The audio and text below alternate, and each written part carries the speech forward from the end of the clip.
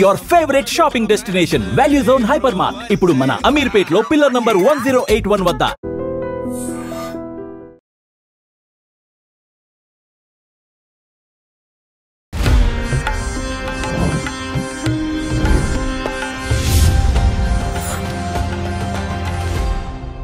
నమస్తే, welcome to I dream దైవానుగ్రహం. మనతో ఉన్నారు మైలవరపు నాగమణి గారు, శ్రీ జగద్గురు పీఠం నాగప్రతిష్ఠ చైర్మన్ అండ్ వారసురాలు.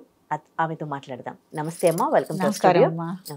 ఇప్పుడు ఎల్లుండి అమావాస్య వస్తుంది కదమ్మా, ఇప్పుడు పితృదినాలు నడుస్తూ ఉన్నాయి కదా, ఇంకా ఎన్ని రోజుల వరకు కూడా జరుపుకోవచ్చు? మంచిదండి. ఇప్పుడు 15 రోజుల నుంచి, అంటే ఒక 13 రోజుల నుంచి భాద్రపద పౌర్ణమి దగ్గర నుంచి మనం పితృపక్షాలుగా దీన్ని విభజించుకుని చేసుకోవటం జరుగుతోంది. ఎల్లుండి అమావాస్యతో ఈ పితృపక్షాల కార్యక్రమాలన్నీ ముగుస్తాయి.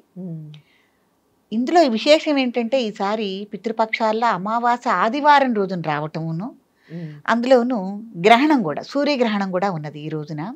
మనకి కనిపించదు. ఆస్ట్రేలియా లాంటి దేశంలోను లేకపోతే సముద్ర ప్రాంతాల్లో ఎక్కువగా ఇది కనపడుతోంది అని మనకి దైవజ్ఞులు చెప్పడం జరుగుతోంది. కాబట్టి చాలా ముఖ్యమైన పర్వడి రోజు అనమాట. ఎవరైనా ఆధ్యాత్మిక చింతనతో ఉన్నా, అంటే మంత్రతంత్రాలతో ఉన్న వాళ్ళకి కానీ ఎవరికైనా కూడా మంచి పట్టున్న రోజుగా ఇది మనం చెప్పుకోవచ్చు. ఈ పితృకార్యాలు చేసుకునే విధి విధానంలో ఇదే చివరి రోజు. ఇప్పుడు ఈ 14 రోజులు మన పితృకార్యాలు రకరకాలుగా మనం చేసుకుంటూ వస్తున్నాము. ఎవరైనా పితృలు చనిపోయి ఉంటే గనక కొంతమందికి ఏ రోజు ఏ తిథి రోజున చనిపోయారో తెలియదు, చాలా మందికి అది తెలియదు కదా. కాబట్టి ఈ 14 రోజుల్లో ఎవరైనా చనిపోయిన తిథి తెలిసి ఆచరించిన వాళ్ళు, అయ్యో మా నాన్న పోయిన తిథి ఏమిటో మాకు తెలియదు, మా తాత పోయిన తిథి ఏమిటో తెలీదు అని అనుకుంటూ ఉంటారు కదమ్మా. అట్లాంటి వాళ్ళు ఈ అమావాస్య రోజున పితృకార్యం చేస్తే తిథితో పని లేకుండా వాళ్ళకి చెందుతుంది. చాలా ఇట్లాంటి వాళ్ళందరూ ఈ రోజున ఆచరించుకోవాలన్నమాట. అట్లాగే మీ పితృదేవతలకే కాకుండా ఎవరైనా బంధువుల్లో గాని తెలిసిన వాళ్ళు గాని ఎవరైనా ఉంటే, గతించి ఉంటే గనక వాళ్ళకు కూడా మీరు తర్పణాలనేవి ఇవ్వటం అనేది చాలా విశేషమైనది. తర్వాత ఈ అమావాస్య శనిదేవుడికి చాలా ప్రీతికరమైంది.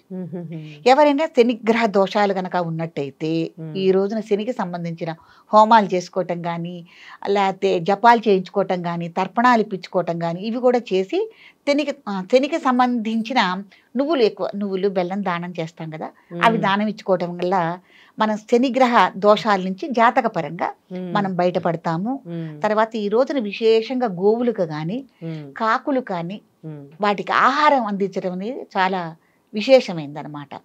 అట్లాగే జాతక పరంగా ఎవరైనా కాలసర్ప దోషం గనక ఉండుంటే ఈ అమావాస్య రోజున, భాద్రపద అమావాస్య రోజున తప్పకుండా ఈ కాలసర్ప దోషానికి ఎక్కడైతే మనకి ఆధ్యాత్మికంగా మనకి నివారణ మార్గాలు కనుక చేస్తున్నారు, పూజాది కార్యక్రమాలు కానీ దీనికి సంబంధించి చేస్తున్నారంటే అక్కడికి వెళ్ళి చేయించుకోవటం వల్ల విశేషమైన ఫలితాలు మనకి లభిస్తాయి. కాబట్టి ఎవరైనా ఇప్పటివరకు పితృకార్యాలు చేయలేదు అని బాధపడకుండా, అయ్యో మాకు తిథి లేదని బాధపడకుండా ఈ యొక్క అమావాస్యని, అంటే భాద్రపద అమావాస్యని సద్వినియోగపరుచుకుని చివరి రోజు ఇంకా మళ్ళీ మనకి రాదు. తర్వాత ఏంటంటే ఇదే మనకి మళ్ళీ చాలా ఈ ఆదివారం కలిసి రావటం అనేది మళ్ళీ మరి ఏ 10 ఏళ్లకు వస్తుందో 15 ఏళ్లకు వస్తుందో, ఈ వారాలన్నిట్లోనూ ఆదివారం చాలా అమావాస్యకి చాలా విశిష్టమైంది, పట్టుంది. కాబట్టి ఇది అందరూ సద్వినియోగపరుచుకుని పితృకార్యాలు చేసుకోవాలని, వాళ్ళ ఆశీస్సులు తీసుకోవాలని కోరుకుంటున్నాను.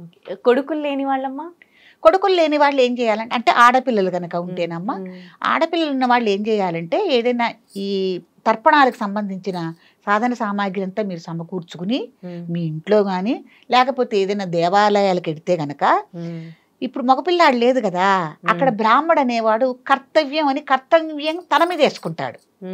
అంటే కొడుకు రూపంగా నేను చేస్తున్నాను బలానా వాళ్ళకి అని చెప్పి కర్తవ్యం అంటారు. ఎవరైనా మనం చనిపోయినప్పుడు కూడా మగపిల్లలు లేకపోతే కొరి పెట్టాలన్నప్పుడు కూడా ఎవరికైనా ఒక కర్తవ్యం అనేది వేస్తారు.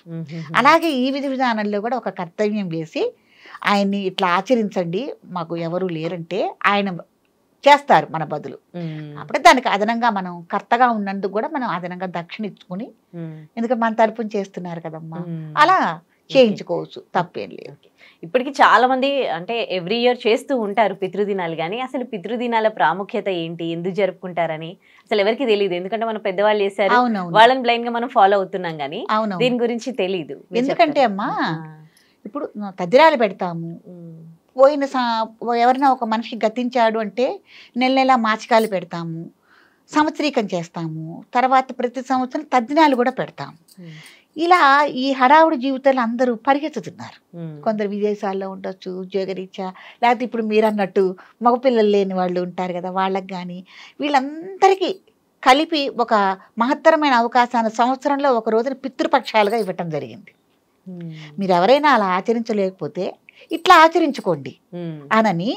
తర్వాత ఈ పితృపక్షాల్లో 15 రోజుల్లో కూడా ఎవరైనా యాక్సిడెంట్ల ద్వారా మరణం పొందిన, లేకపోతే సూసైడ్ చేసుకున్న వాళ్ళు కానీ, లేకపోతే ఏదన్నా ఆకస్మికంగా హార్ట్ అటాక్ లాంటివి వచ్చిపోయిన వాళ్ళు కానీ రకరకాలుగా ఉంటారు కదమ్మా, వాళ్ళకి బలానా రోజున ఈ రోజుని వీళ్ళకి ఇలా చేయాలి అనని కూడా మనకి విధి విధానం అనేది ఉంది.